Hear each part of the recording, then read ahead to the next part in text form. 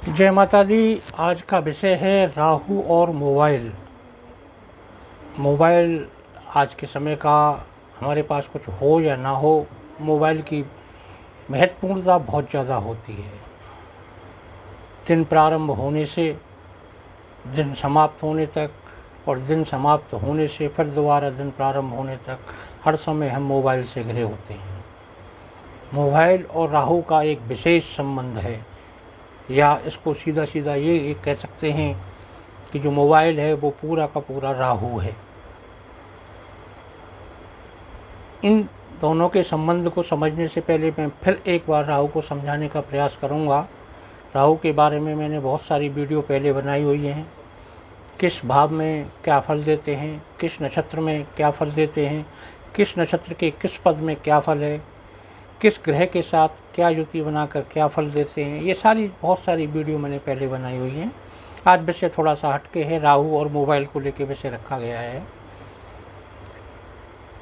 राहु एक छाया ग्रह है, जो चंद्रमा की नॉर्थ जो शैडो बनती है उसको राहु कहते हैं, उत्तर की ओर।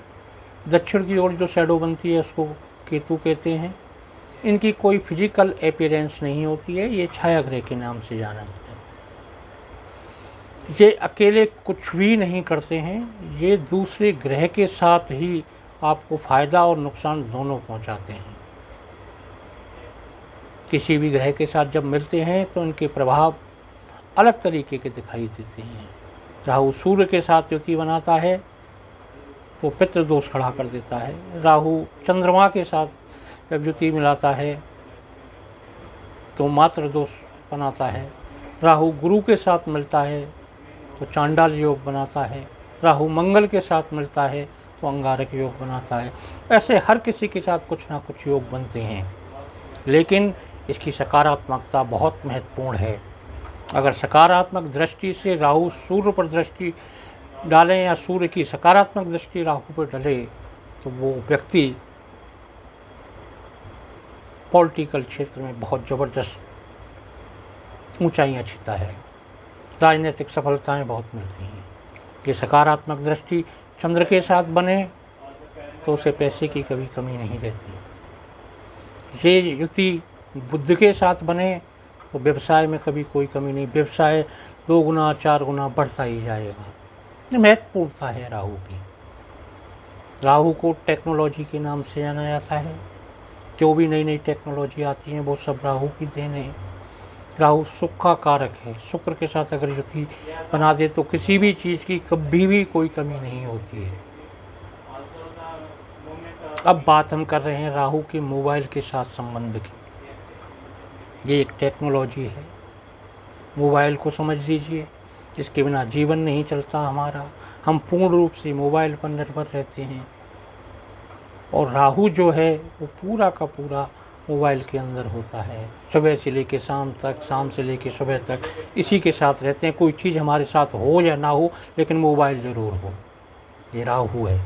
राहु को अपने साथ रखने पर उसके अच्छे परिणाम और बुरे परिणामों को हमें समझना होगा और उस राहु को संतुलित करना होगा। राहु की महादशा होती है तो राहु कभी भी परेशान नहीं करता, कभी भी फायदा नहीं देता।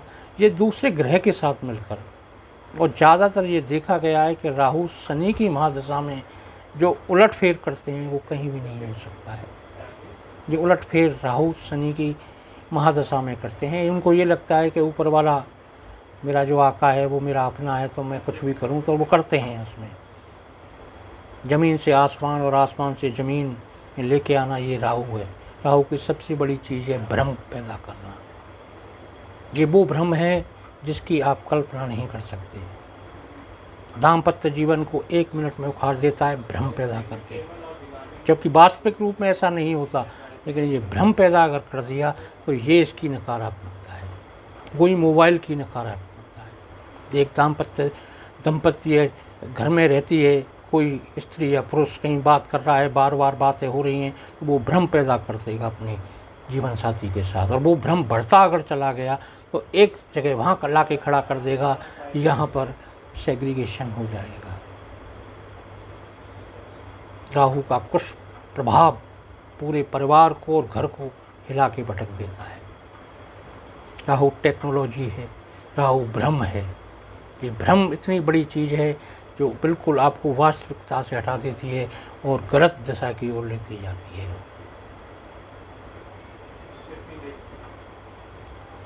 अब मोबाइल एक ऐसी चीज़ है जिसके अंदर अमृत भी है और जहर भी। कुछ भी हमें ढूंढना है, कुछ भी पाना है, मोबाइल के माध्यम से हम तुरंत पा लेते हैं। कुछ भी लेना है, कुछ भी ज्ञान पाना है, कोई भी कन्फ्यूज़न है, मिल जाता है।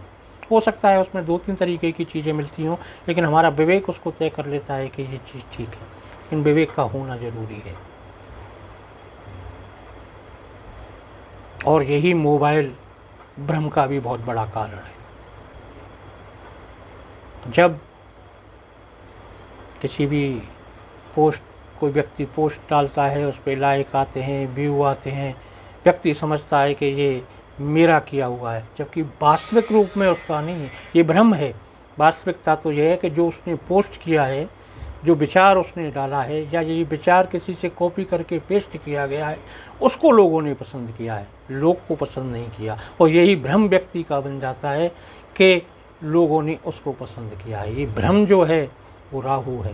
राहु दाम्पत्य जीवन को उखाड़ देता है, बच्चे माँ बाप में कन्फ्यूजन क्रिएट कर देता है, दो पार्टनर्स, बिजनेस पार्टनरों के बीच में कन्फ्यूजन पैदा करके उन दोनों को ख़त्म कर देता है। राहु भ्रम, इसका अगर उपयोग है तो उससे बढ़िया कोई वैभव देने वाला नहीं है। और अगर ये नुकसान करने पर अगर आया हुआ है या इसके कुछ प्रभाव आपके ऊपर आ रहे हैं, तो इससे बड़ा भी नुकसान करने वाला कोई नहीं है। आपकी भक्ति को भी सेंध लगा देता है, सारी भक्ति और अच्छी कर्मों को नाश कर देता है। ये राहु है। राहु को संतुलित करना बहुत ज़रूरी होता है। जिसके संतुलित करने के उपाय भी मैं आपको बताऊंगा, कैसे इसको संतुलित करेंगे। राहु एक नशा है। तो उसकी सबसे बड़ी नकारात्मक चीज़ें, एक नशा और एक भ्रम। नशा ये है कि कुछ भी नहीं है तो हाथ में मोबाइल है, मोबाइल नहीं है तो रील देख सकते हैं, रील नहीं है तो वीडियो देख सकते हैं। हमें जो देखने की चीज़ें, जो हमारी ज्ञान की चीज़ें, जो हमारी बुद्धि और विवेक को बढ़ा सकती हैं, उनको हम नहीं देख पाते। हम बच्चों को उन चीज़ के लिए प्रेरित नहीं कर पाते, क्योंकि हम खुद नहीं करते। जो बच्चे हमको देखते हैं वैसा करते हैं। हम अगर सही तरीके से चलते हैं तो बच्चे भी जो देखते हैं थोड़ा बहुत ऊपर नीचे होगा, लेकिन फिर भी उसको फॉलो करेंगे। एक चीज़ और विशेष रूप से मैं आपको बताना चाहूँगा कि रात को सोते समय इस मोबाइल को अपने सिर के पास कभी नहीं रखें। ये राहु है। ये राहु रात में बहुत ज़्यादा तीव्र रूप धारण करता है। और वैसे भी वैज्ञानिक स्वरूप से अगर देखते हैं, वैज्ञानिक मत अगर मानते हैं, तो इससे आने वाली जो रेज हैं वो हमारे माइंड को प्रभावित करती हैं। बुरे सपने या बुरी चीज़ें आती हैं, डरावना स्वरूप बनता है, वो इस मोबाइल में राहु की वजह से होता है। आपसे हाथ जोड़कर विनती है कि रात को सोते समय मोबाइल को अपने पास ना रखें, क्योंकि राहु की दूरी से, राहु के संतुलन से आपका अच्छा विकास होगा, आपके परिवार का विकास होगा, और परिवार राष्ट्र का विकास करता है। इस सभी चीज़ों के लिए महत्वपूर्ण है राहु को संतुलित बनाए रखें।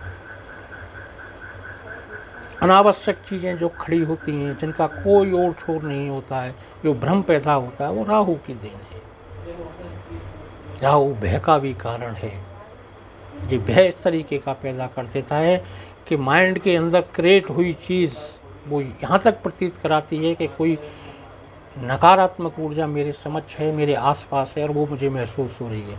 ये भी राहु की देन है। राहु को संतुलित करने के उपाय मैं आपसे शेयर करूँगा, लेकिन इस वीडियो में करना मुश्किल है, क्योंकि ये वीडियो बड़ी हो जाएगी।